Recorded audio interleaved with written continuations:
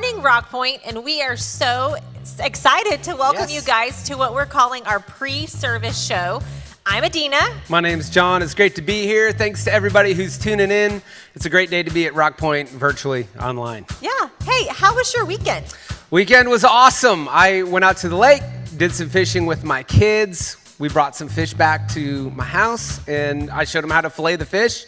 And we had a great lake-to-table lunch, as I called it. So you cooked fish in your brand new house? Yeah. Doesn't that smell terrible? You got to get that fresh fish smell going. Well, hey, I saw some pictures of you guys out fishing, and I saw some cliff jumping. Did you participate in the cliff jumping? Yep. After all the kids started chanting my name over and over, peer pressure led me right off the edge of that, and I couldn't stop. It was a lot of fun. What about you? How was your weekend, Adina? You know, I had a great weekend. I mean, one of the things that I did this weekend is I went on a girls' trip, and we went to a resort in San Antonio. And what I loved about it is, one, they had this thing called an adult-only pool, which I have never in my life been to because I always have my kids with me. But it was so good because we sat by the pool for literally 10 hours one day. 10 hours. Sounds awesome. We used a lot of sunscreen, and we stayed in the shade, and it was so good. But what was so interesting is for 3 days, we were outside and, in our hotel room. And there wasn't a whole lot of mask wearing going on because we were all outside. And so I'm going to tell you, when we were kind of heading back in, we went to dinner. On the way home, we went to a restaurant, and it was like the first sign of like, oh yeah, like we have COVID. Yeah. And it's time to get back to what is normal right now. Well, it sounds like there were some moments where things felt normal again, which that's the name of our series that we are in right now, Normal. And last week, Shane kicked off week 1, and he left us thinking, or at least I thought about last week, the question of what if normal isn't something we get back to, but instead it's something we look forward to in the future. And one of the reasons why I thought about that all week is I wish things were normal like they were for kids going back to school. I have 4 kids, and 3 of them are going back to school, and it has been a wild and crazy ride for our whole family. What about you guys? Absolutely. I think that is one thing too. School is one of those things that, to me, normal school is a classroom and a teacher and 20 kids and having PE and recess and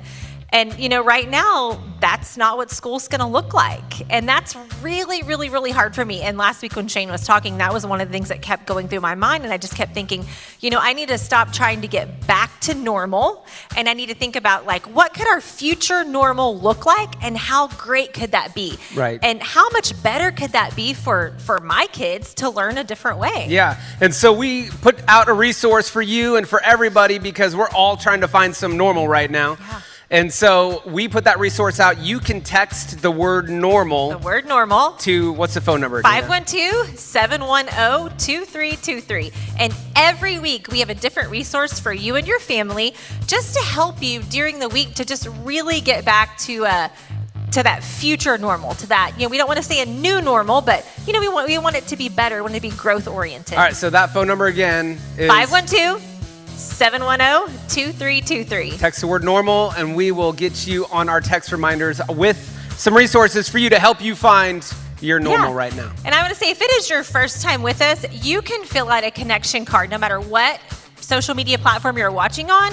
There is a link, and you can just click on that, and we can pray with you. You can let us know what's going on in your life, and we just like to hear from you. And as a matter of fact, during the whole service, while the band's playing, while Shane's talking, we would love for you to interact with us. Say hello, let us know where you're from. If something just really means something to you, go ahead and share that. Yeah. So, hey, find that connection card, fill that out, and also you can click on our watch tab and find our children on-demand content for kids, preschool, elementary, and our garage age, which is for middle school, and also Wednesday nights we have Takeover, our student ministry. And so we have a lot happening for families virtually right now. Yes, we do. And so find that on our watch tab. Yes, we do. Guys, one more time, if you want some normal resources, you can text 512-710-2323. Guys, we will be right back after the service. Don't forget, engage. Let us know that you're here. We'll see you in a few minutes.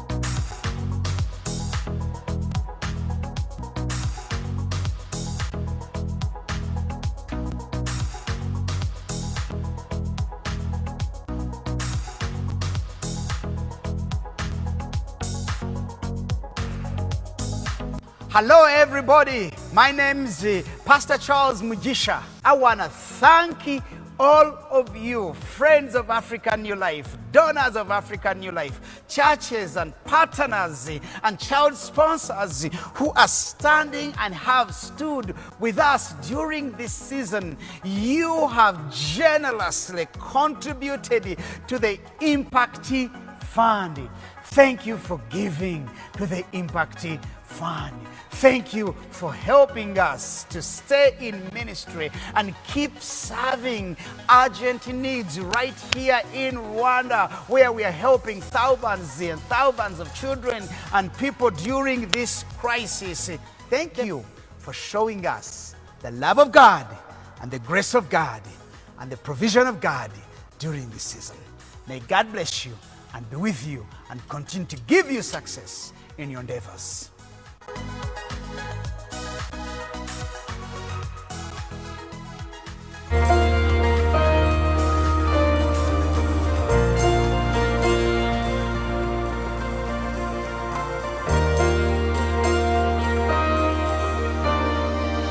Just one word, and I feel the storm that surrounds me. Just one word, the darkness has to retreat. Just one touch, and I feel the presence of heaven. Just one touch, my eyes are open to see. My heart can't help but believe. There's nothing that our God can't do. There's not a mountain that He can't move. Oh, praise the name that makes a way. There's nothing that our God can't do. Just one word, you heal what's broken inside me. Oh, just one word, and you revive every dream. Just one touch, and I feel the power of heaven. Oh, just one touch, my eyes are open to see. My heart can't help but believe. There's nothing that our God can't do. There's not a mountain that He can't move. Oh, praise the name that makes a way. There's nothing that our God can't do. Oh, there's nothing that our God can't do. There's not a prison wall He can't break through. Oh, praise the name that makes a way. There's nothing that our God can't do.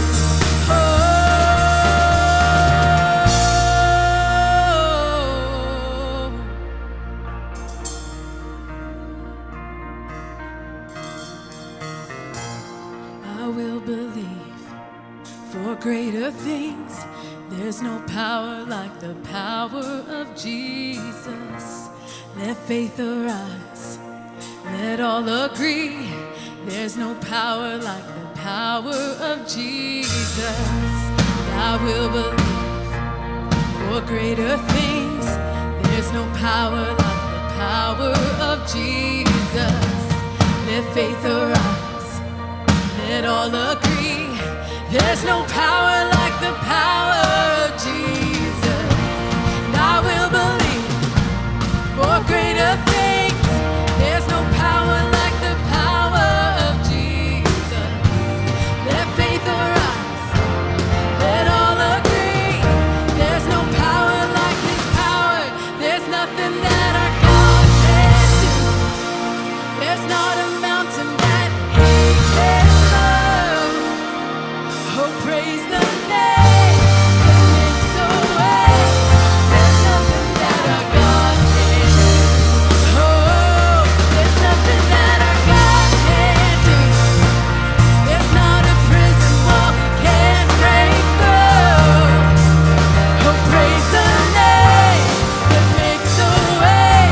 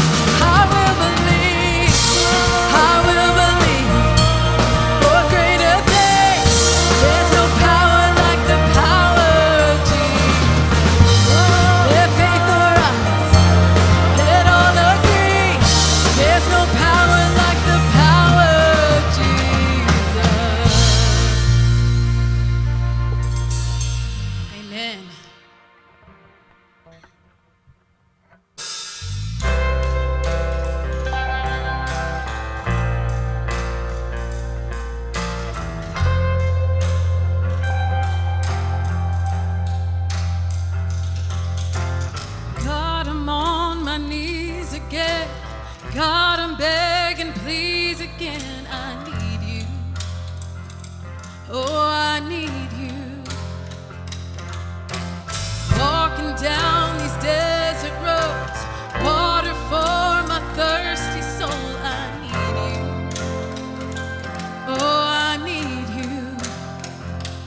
Your forgiveness is like sweet, sweet honey on my lips, like the sound of a symphony to my ears, like holy water on my skin. Hey!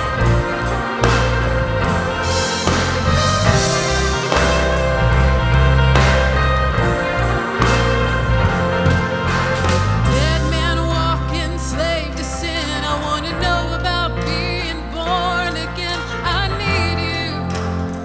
Oh God, I need you.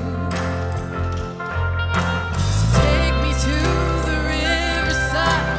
Take me under, baptize. I need you. Oh God, I need you. Oh, your forgiveness is like sweet, sweet honey on my lips, like the sound of a symphony to my ears, like holy water on my skin. On my skin.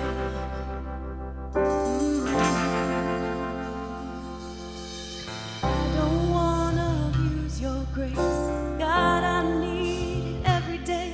It's the only thing that ever really makes me wanna change.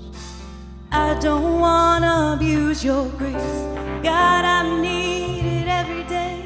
It's the only thing that ever really makes me wanna change. Don't wanna abuse your grace. God, I need it every day. It's the only thing that ever really makes me wanna change. I don't wanna abuse your grace. God, I need it every day. It's the only thing that ever really makes me wanna change. Your forgiveness is like sweet, sweet honey on my lips, like the sound of a symphony to my ears, like holy water. Your forgiveness is like sweet, sweet honey on my lips, like the sound of a symphony to my ears. Oh, it's like holy water on my skin, like holy water on my skin. Oh, it's like holy water. Thank y'all for singing along with us. Find some place to get comfy, get you some coffee, and watch the next video.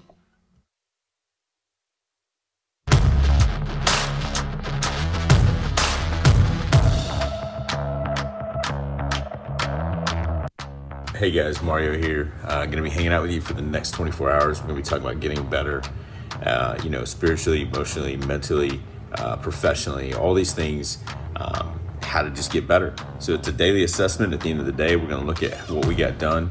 And the last thing I wanna share with you really quick is there's an app called Sleep Cycle. I set it next to my bed, turn on, plug in my phone, and it just keeps track of my sleep cycle. That's something small that you can do, but you're gonna see how that plays into our day tomorrow. So I hope you guys have a great night. I'll keep you with me for the next 24 hours. But remember, tonight, the night before, we write a list of all the things we got to get done tomorrow. What's up, guys? Good morning. It's a little early, still dark out. One of the things that I've learned over the last couple of years is there's a saying that says just wake up before the enemy. It helps me start the day better. I don't know how else to say it except physically. When I'm good physically, I feel a lot better. I feel a lot better about myself and about what I'm doing.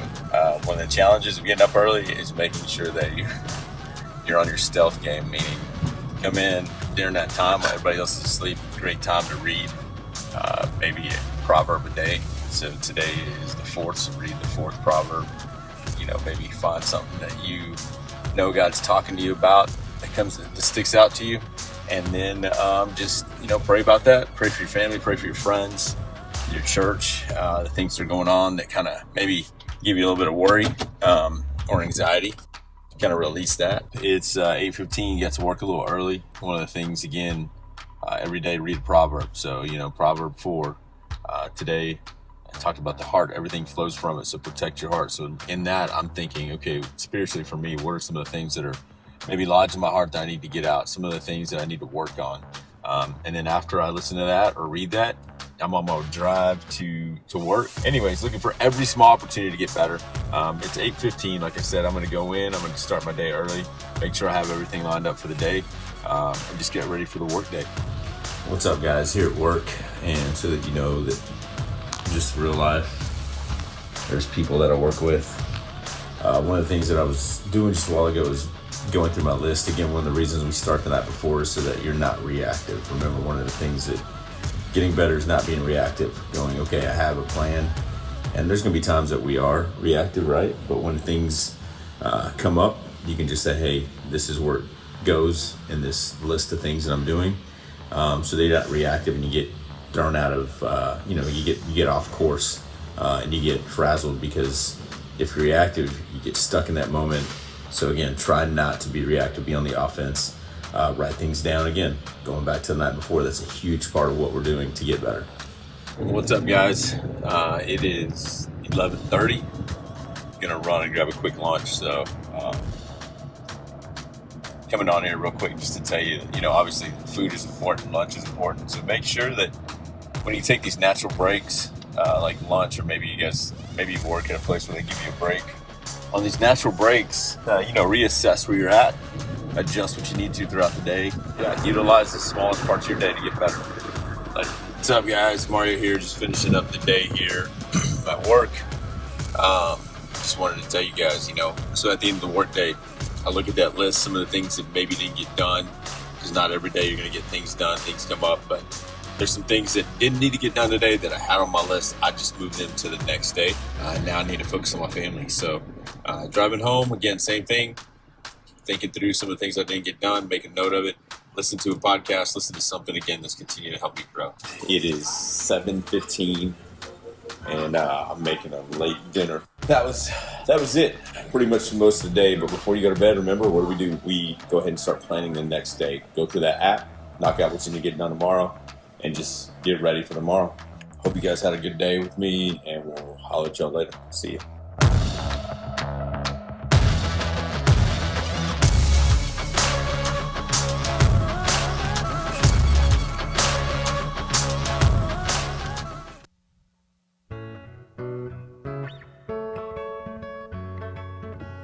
Singing in the dead of night. Take these broken wings and learn to fly. All your life you were only waiting for this moment to arrive. Blackbird singing in the dead of night. Take these sunken eyes and learn to see. All your life you were only waiting for this moment to be free. Blackbird fly, blackbird fly into the light of the dark black night.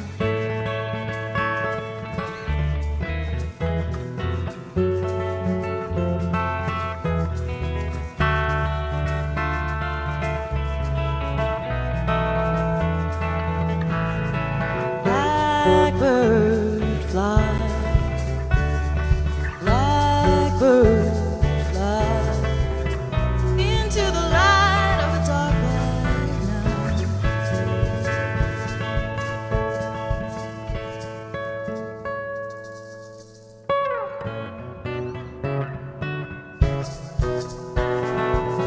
birds singing in the dead of night. Take these broken wings and learn to fly. All your life, you were only waiting for this moment to arrive. You were only waiting for this moment to arrive. You were only waiting for this moment to arrive. Hey, thanks, Rock Point. Y'all sit back and enjoy this video.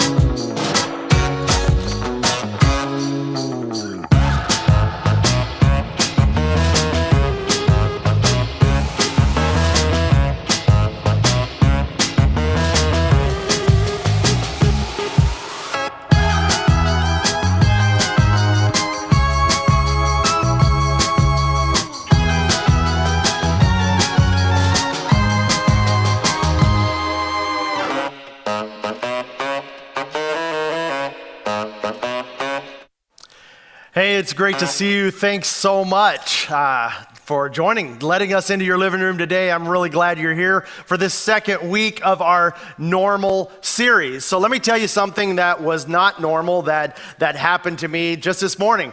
In fact, I went out where I live and I had a cow that had broken through a fence and was in with the pig, right? And so there I am out there in what I like to call my church clothes, my Sunday clothes.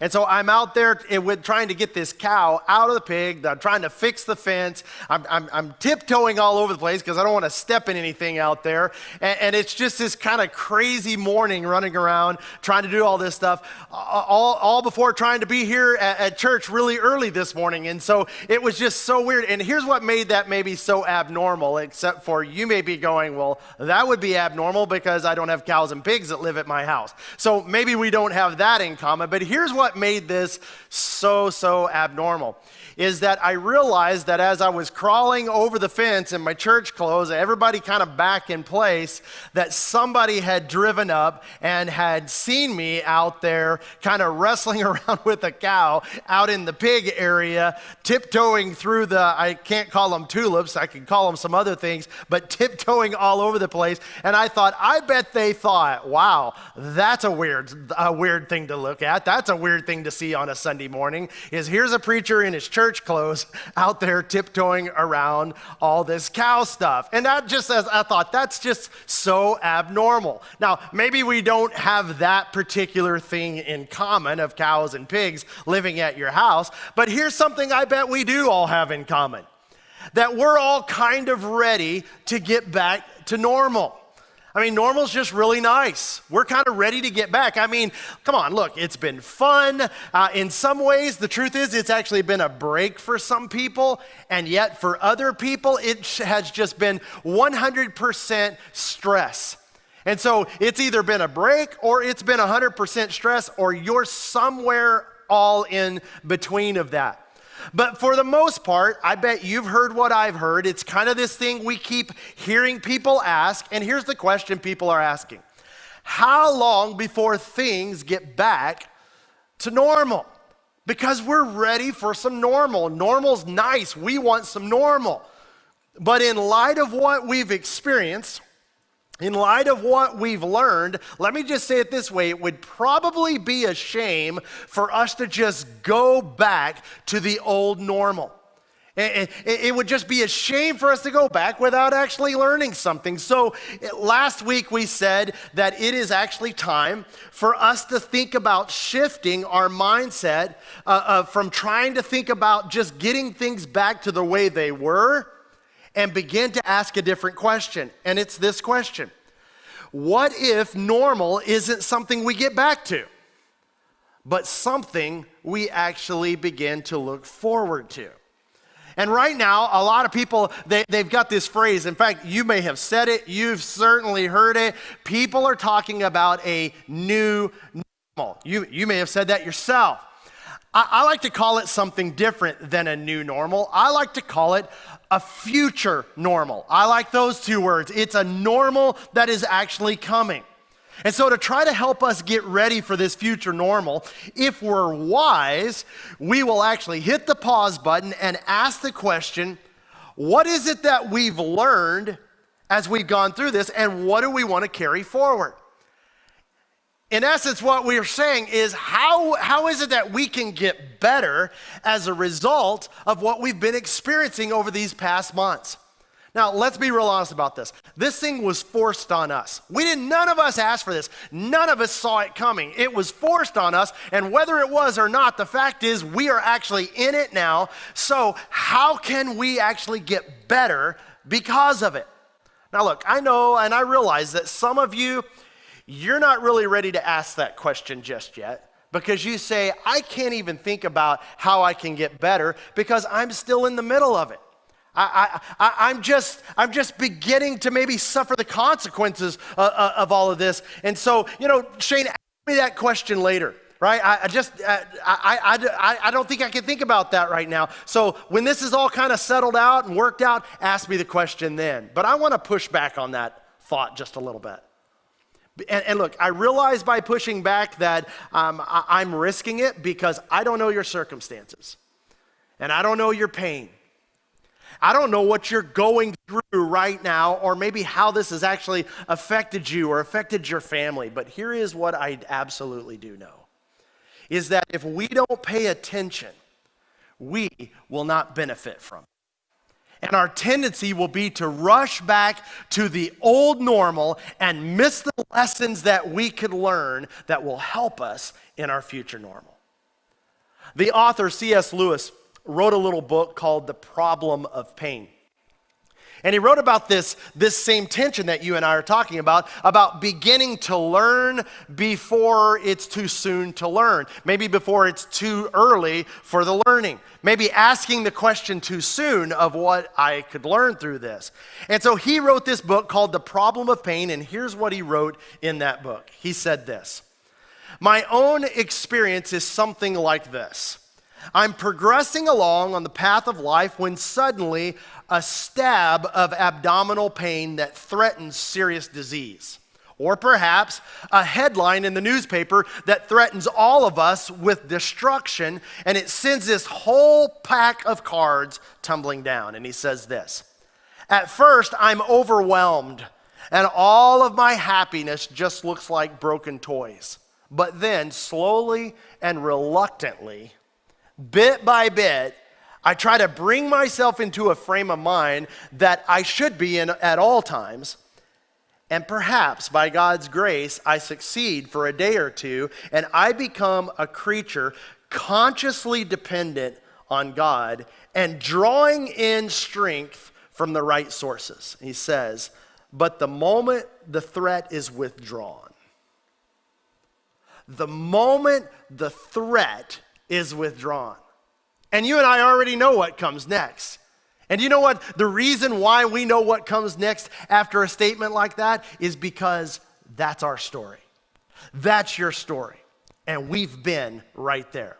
I mean, for some of you, this is your story. It was like 2 or 3 years ago, your wife walked in or your husband walked in and they said, "Hey, look, we have talked and talked about this. We have counseled and counseled about this. We've been over this a million times, and I just don't see any change. And if I don't see change now, I'm done."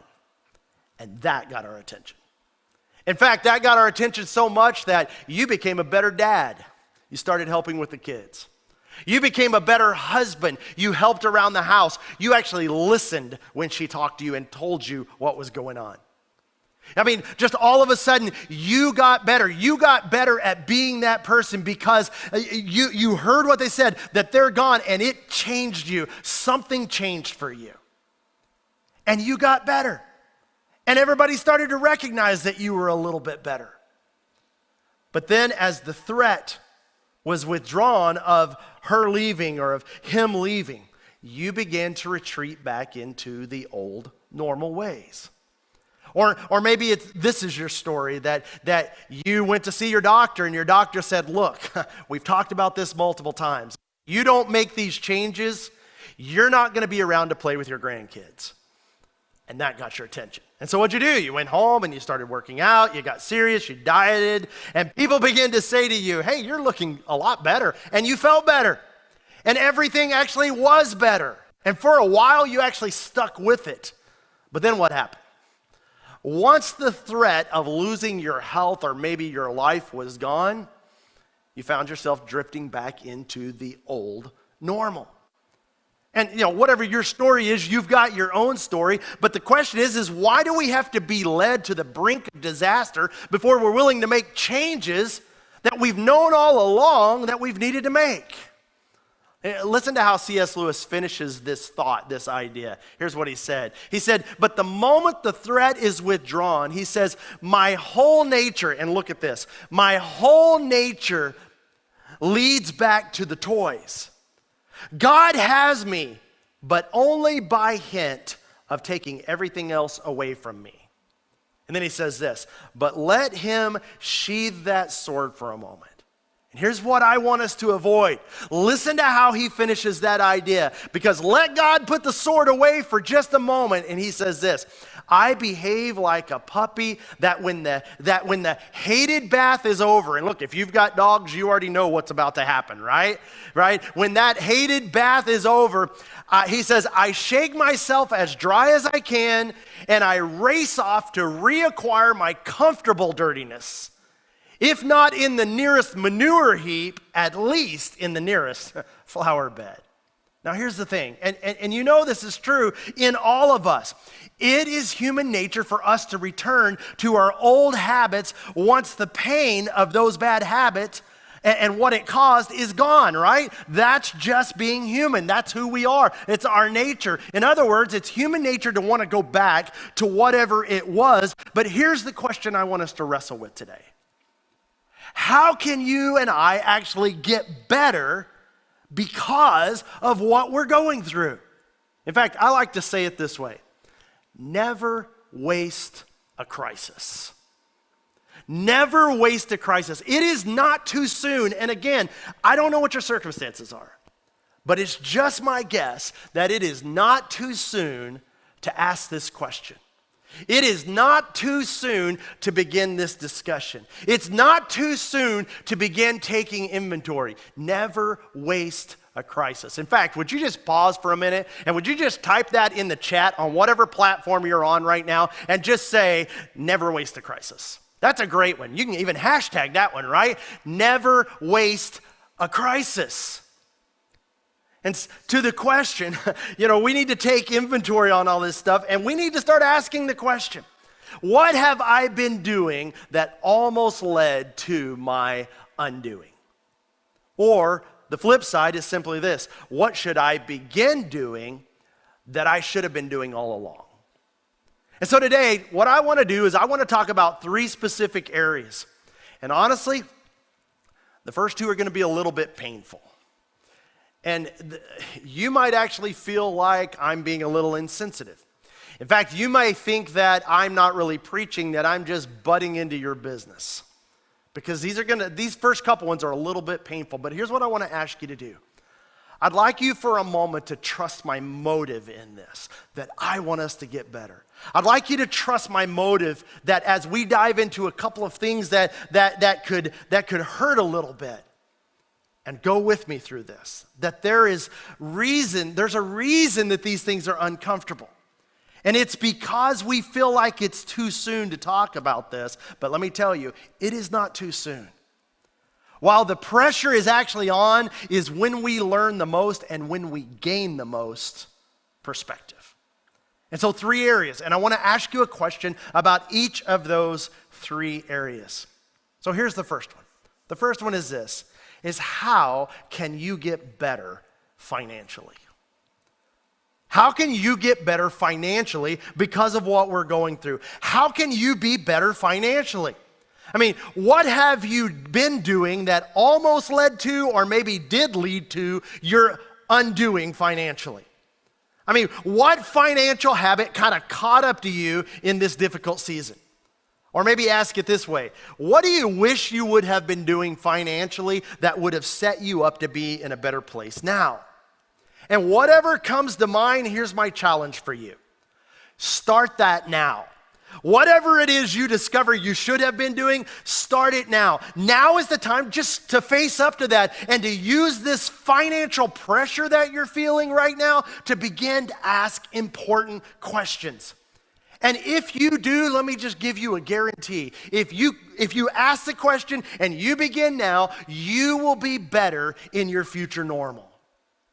There are really two financial realities that are just so important for you to know. One of them is this, that I want is better than I owe, right? Let me say it again. I want is better than I owe. It is better to go without things that you don't need than to owe money on things that you don't need. And there's a pressure in that either way, but the pressure of I owe is far worse than the pressure of I want. So it's a financial reality. There's another one though. There's another reality, and it's this. And you know, let me just tell you, you're not going to like this one, and you're going to hate me for saying this, but let me just say it as honestly as I can, and you can trust my motive, hopefully. That a financial hole is due in part to a lack of self-control. Now, hey, before you just click and turn me off or swipe and I'm gone, let me illustrate it a little bit this way. Before this crisis began, I think you probably had this thought: I wished I made more money. You might have had this thought: I wish I had more money, right? And that's just my guess, that somewhere along the way, before all this crisis began, you thought that. I wished I had more. I wished I had more. But here, let me tell you the thought I think maybe you've had as we've gone through this over the last few months. I think maybe the thought that's come to your mind is, I wish I would have saved more of the money that I made.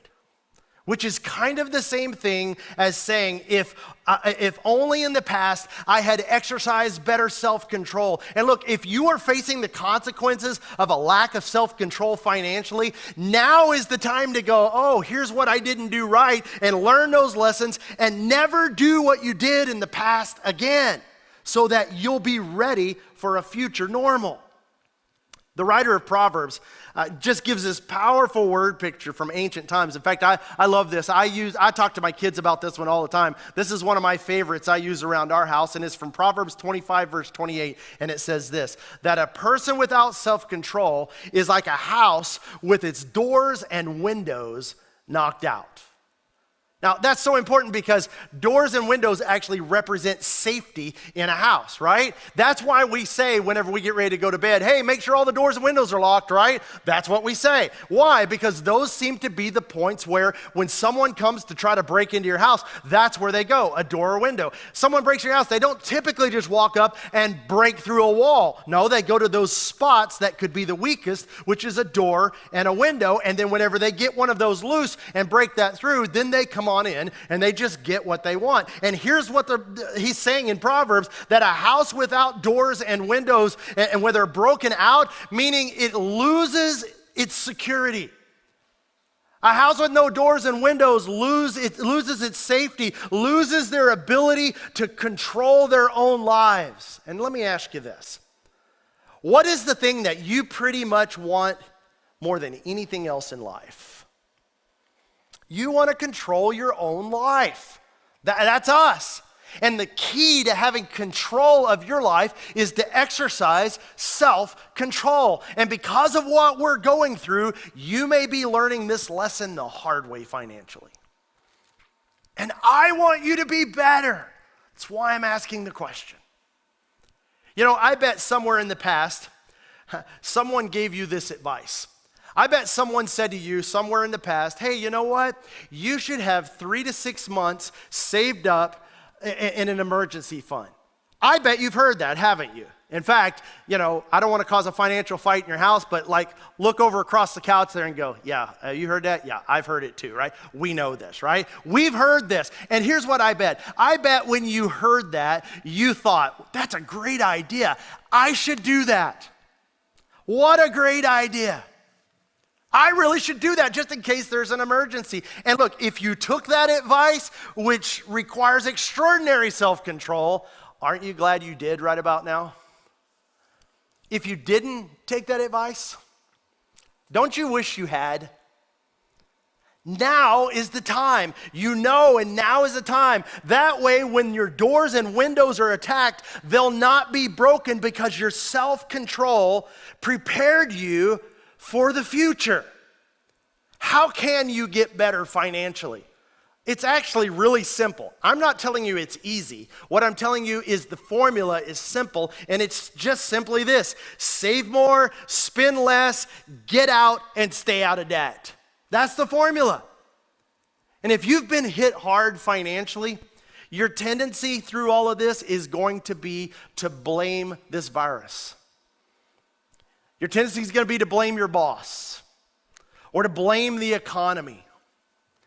And as someone who really cares about you a lot, I want to tell you the truth. That's a mistake to blame most things. All that certainly has contributed to what you're going through. But here's what I want to say, and know that it comes from a heart that loves you. And it's hard to say, but perhaps you contributed to your situation as well. Right now is the time to own that slice of the pie, and it's time to make decisions so that you never face this situation again. Yes, all of those things contributed, but what was your part? And how do you learn from what you can control? Take responsibility for your finances. Embrace all of that common sense that you've heard your whole life. Exercise self-control and change your future normal for the better financially. Now, here's another question that I want to ask you, and it's this: how can you get better relationally? I mean, what have you experienced relationally that you want to carry forward into the future normal? I think one of the things that we've all experienced is the value of friendship, right?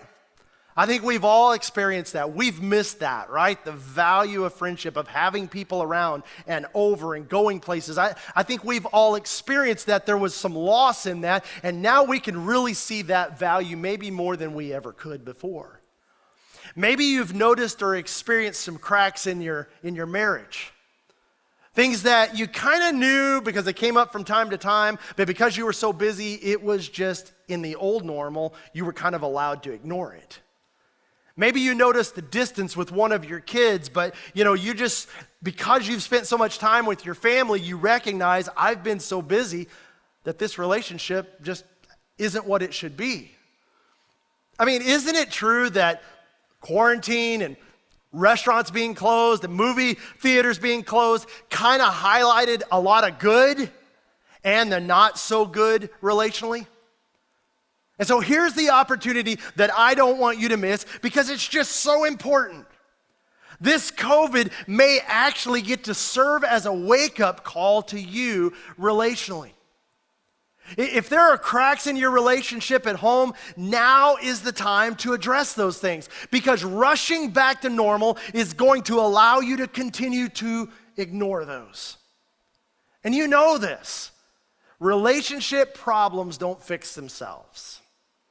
Relationship problems don't fix themselves. Let's pause again. In fact, you might need to remember that. Let's put that in the chat, that relationship problems don't fix themselves. Somebody put that in there. Let's remember that. Let's let that go on record as a reminder as we're going forward that this is the time to do something about it because relationship problems don't fix themselves. And so now is the time to address these relationship issues right now.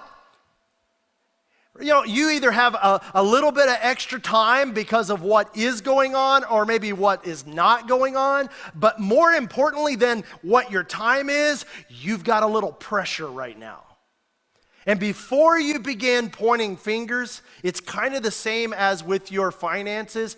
Relationally, own your slice of that conflict pie. In fact, if you get this right, did you know that your COVID story may be that this virus is what saved your marriage? If you were to get this right and answer this question and take steps forward, did you know that COVID may be your story of how it saved your relationship with your son or your daughter? Because rushing back to normal will only allow what's bad to get worse. And then here's my third question for you today, and it's this. How can you get better personally? And when I say personally, what I'm talking about is I'm talking about internally. Like what's going on inside of you. How do you get better personally with what's happening inside? Let me ask it this way. How is your worldview working for you? And you know what a worldview is. It's the way that you see and interpret and actually explain how the world actually works. And when hard times come, sometimes our foundations are rocked. And let me just tell you, if your foundation, if your worldview has been rocked, you should pay attention to that. Let me just ask you, do you find yourself asking some questions you've never asked before? And if you're not a religious person, but you found yourself maybe praying, or maybe you actually started asking questions, maybe you actually went and got a Bible out for the first time in a long time. If you are a religious person, has your faith kind of been rattled through some of this for some reason? Have you found your faith more fragile than maybe you thought that it actually was? Have you found yourself asking questions that you never asked before? Questions like, come on, where's God in this? When's he going to show up? Or how could God? Or I thought God, because I believe that life owes me, or karma owes me, or God owes me, or somebody owes me because I've been a good person and I've tried to live a good life. In this season, you may actually come face to face with the God who allowed the worst possible thing to happen to the best possible person, his son, Jesus Christ. And he did that on your behalf. And here's my point. Regardless of which side of faith you're actually on, if this COVID season has created tension on the inside of you, pay attention to that tension. Because it means that you're on the verge of learning something new or being reminded of something that you've forgotten. And it could lead somewhere good. And it could certainly lead somewhere better. And so let's embrace the lessons that we've learned, and let's for sure embrace the perspective that we've gained as we've gone through this. And let's not do what C.S. Lewis talked about, like a puppy after a bath, where we go running back when this bath is over. We go running back to what we knew, to this nearest flower bed. Let's not do that. Let's not race off to get dirty in the nearest flower bed, and let's certainly not roll around in the nearest manure pile. Let's not forget what we've learned. Let's not lose the perspective. Look, the future normal is right around the corner. And I can't wait. I'm ready for us to be in that future normal. Normal is nice, even if it's a future normal. I can't wait for us to get there. And I think we're all looking forward to it and looking forward to some normal. But let's not miss, hopefully, this once in a lifetime opportunity to learn everything we can. Let's not just settle for going through this.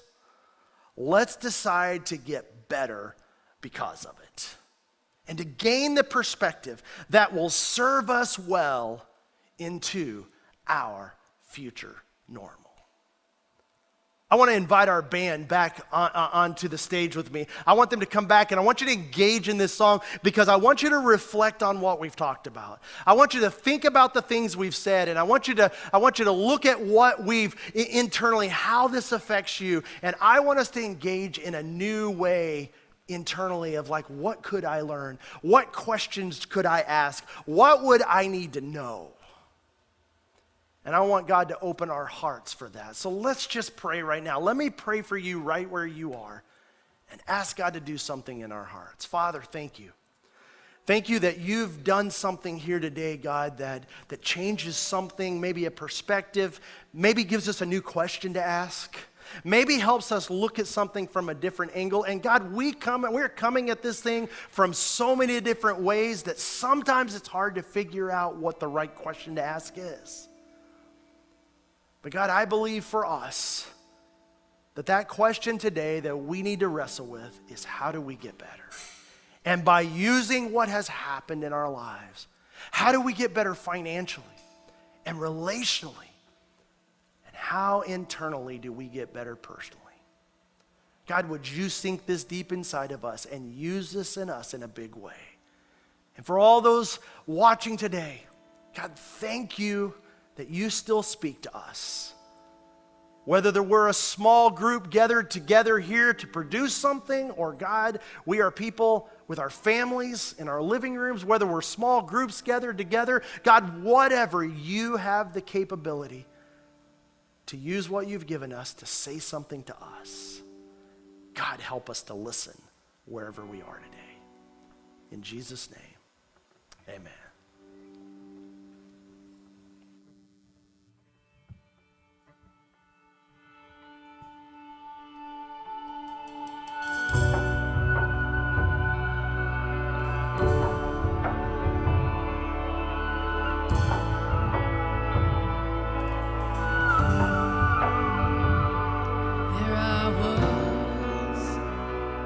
Empty-handed, crying out from the pit of my despair. There you were, in the shadows, holding out your hand, you met me there. And now where would I be without you? Where would I be, Jesus? You are the voice in the desert, calling me out in the dead of night, fighting my battles for me. You are my rescue story. You lifted me up from the ashes and carried my soul from death to life, bringing me from glory to glory. You are my rescue story.